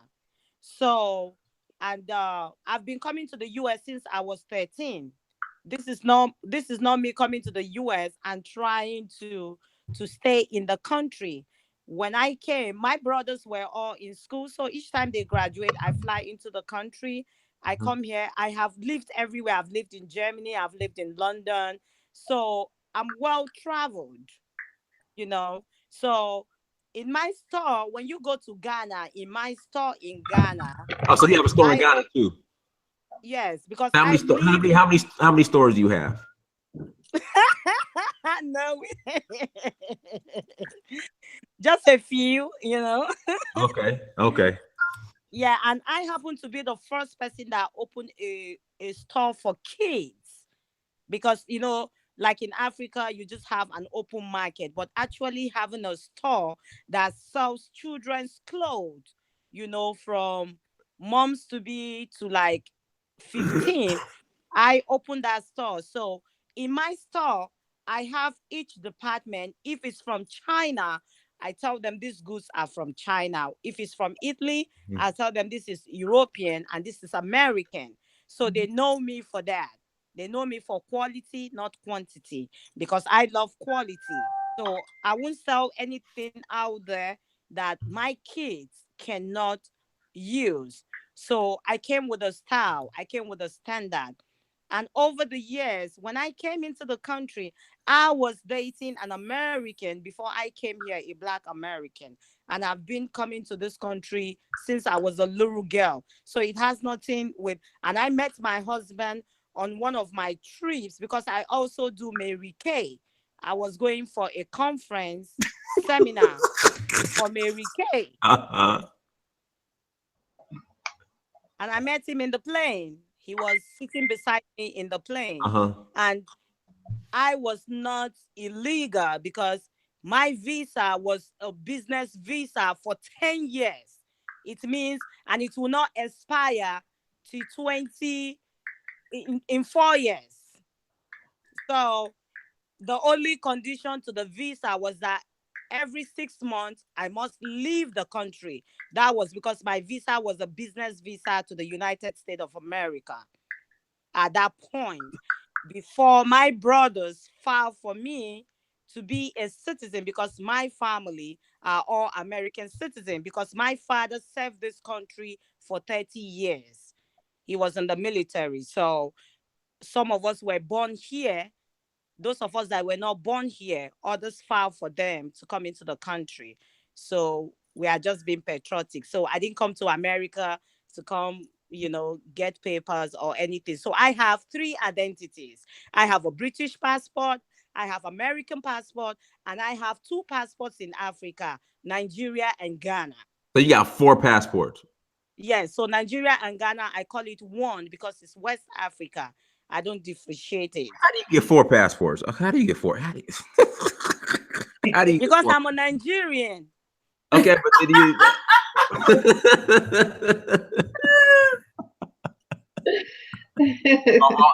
all your names the same on all your passports? Oh yes, that's my name, Halima Mahaja. That's my name. And then I have Kelly to it because I got married to an American. So I have his name, added. Okay. All right. So how long have you been? Do you have any kids with your husband? Well, I had 4 miscarriages. So Oh, I'm sorry. I'm sorry to hear that. I'm sorry. So are you guys are still actively trying to have kids? oh yes, we are. So He so wants twins. he wants twins. So let me ask you this: if he decided that it's knock on wood, if it didn't are we at Jazz Justice, we already answered that. She's partially married because her husband's in Indiana and she's in Georgia. Why won't you move to Indiana with your husband?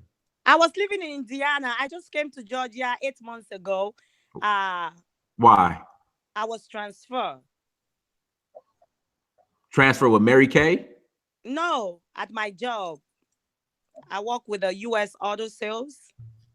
Oh, U.S. auto sales. Okay. Yeah. Mm-hmm. Selling them lemons. Yeah. No, I'm not. I'm not at the dealership with the faulty brakes and the faulty airbag. No. I work in the office. I work in the corporate.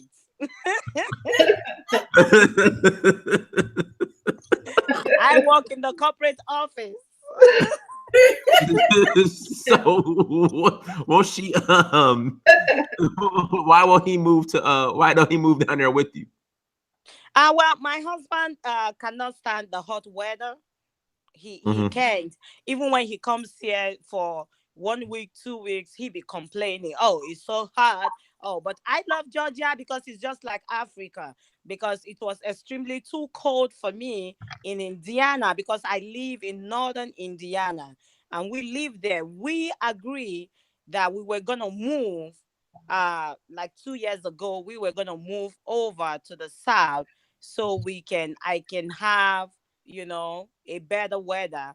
But when it came to the time and I applied to be transferred over here, he said it's too far for his family. So he wants to stay in Indiana and let's try and see if we can make it for 2 years. So if it's not favorable, then I have to go back to Indiana because in Africa, you stay where your husband is, whether you like it or not. That's true. So me being here is like being disrespectful to my culture and to what the marriage stands for in Africa. So yeah. That is, and that's one reason why that's not the main reason, but for me, living in Africa with my husband is like natural. It's like I don't want to be here anyway. I'm done with the US, but I have to be with my husband, and he has no desires of coming to the US. He doesn't plan on he doesn't want his his quote is, "Why should I go to a place where I'll be a second class citizen as a black man?" So he doesn't want to come here, and Yeah. it's only natural that I go there with him, and I want to be in Africa anyway. And then with your husband in Nigeria, I mean, fiance in Nigeria, will he be considered your partial fiance? Is he your Not at all. He'll be 100% my 100% husband. No partiality. Yeah, let me ask you this. Hmm. Am I too harsh on Black American women? Because I had a couple sisters in the chat room saying I was just way too harsh. Like, and be honest, am I too harsh on Black American women? In saying what? In your other video? Like this title: Are Black American women culturally fit to marry African men? You being a Black American woman, do you see this as being offensive? Am I being too offensive right now? I don't think it's offensive, but I think it's kind of unfair because you didn't include the other side What's the other side? Go ahead. of The men. African women and African men and African women and Black American men. You have to have Oh, a I'm, balance. I'm gonna do a show on that. Don't give me. That's definitely coming. But it's a good topic. It's a great topic. It's a very interesting topic for sure. Okay, But but I don't think you're being unfair about asking that question. No. all right, everybody. But look, it's almost 11. I got to get up early in the morning. So what we'll do, we'll go ahead and close out. Ndona, it looks like you checked out. No, I'm here. Oh, you here? Okay, okay. Well, I mean, in closing, is there anything you'd like to share? And also, if you want to give people your contact information, by all means, go ahead. Well, I was just gonna say that if African American women if they desire to marry an African man, there are a lot of things that need to change in order for the relationship to be successful. Right. I agree. Okay. All right, Halima. With your partial husband, what and selling living and selling baby clothes why are you on this partial? and 4 passports and yeah. So anything else you would like to share in closing? Well, like Ndona said, and yeah, Shade, right? Fasha Day, yes. Okay, Fashade, like they all said, I just believe we just have to change our mindset, Hmm. whether African or American, and most especially, I'm not judging anybody on the Black American women, African American women. They need to actually know that they are women, because you need, even the Bible say you have to be a helper, you know. It don't matter how, if you're richer than the man. I'm actually doing a research, and I'm reading a book that said it's marriage for white people. Mm. And going through and studying that book, I realized a lot of things that doesn't seem to be right. So I just believe we just need to be more calm, especially the African American women. They need to be very, very calm, because And less argumentative. yes, they want to argue over everything. In Africa, when a man says something, you say, "Yes, my darling. Yes, sir." Like my mother would say, "Yes, sir," to my dad. My oga. My oga means like my boss. Mm-hmm. You know, and Iya is married to a Yoruba man. The Yoruba people are actually very cultured people. They are not like the Hausa. The Hausa, I can stand and say hi to my dad, but the Yoruba, you go on your knees, or the men will lie on the floor to say hi, That's true. regardless of your age. If Yep. I'm older than you with 1 year, you can't even call my name. You have to Mm. call me Auntie Alima. That's So true. she's married to a culture. She's married to a man where his culture supersedes everything. Respect comes first, and you have to obey. And that is one problem we have over here in the United States. I agree. And what about you, Ms. Ia? What anything else you would like to share in closing? Just that in general, we as Black people here in America, we need to start um, reconnecting with our culture or reconnecting with Africa. It's that time right now. It's like, it's done here in America for us. A lot of people don't realize it or recognize it, but we need to start reconnecting because there's an agenda going on of separating the Black woman from the Black man, and African people in the diaspora. So we need to start coming together again, and the only way to do that is to reconnect as a man and a woman. But we have to learn. We have to learn Yeah. our ancestral cultures as Black American people, and that's the first step. Reconnecting. All right, everybody. I appreciate everyone for joining. Thanks for having us. No problem. Hey, we're gonna do a part 2, but Okay, next time is gonna be our Black American men culturally please. fit to marry African women. That's fair. I'm all for it. I'm Yeah. balanced. 50-50. Yeah. All I would say is the Black American men should go back home, marry the African women, and the Black American women should marry the African men. I thought about that too the other day. I was like, that would be good. That's how we can merge and become Mhm. one all over again. The Black African and Black get together and just merge. That's the only way we need to survive. We need that unity. Absolutely. Absolutely, sis. All right, everybody. Thank you for joining us. Make sure you like and share the video. Everyone who super chatted, thank you. Make sure you go to Search for Huru on Instagram, Snapchat, Twitter, and Facebook. Also go to Africa Personified on those same platforms. Also go to searchforhuru.com. Go to africapersonified.africa. Go to amazon.com, search your name, Dynasty Samir. Please buy a book. And also go to dynastysamir.com. And make sure you go to amarachi.com as well. Amarachi.com, which is a platform for African media. Please go there as well. All right, everyone. Till next time. We got to get back together later on this week. Yes. We got to do it again. Absolutely. Okay, everybody. Till next time. Peace. All right. All Have right, a nice peace. Bye-bye. Bye. Bye. Hello.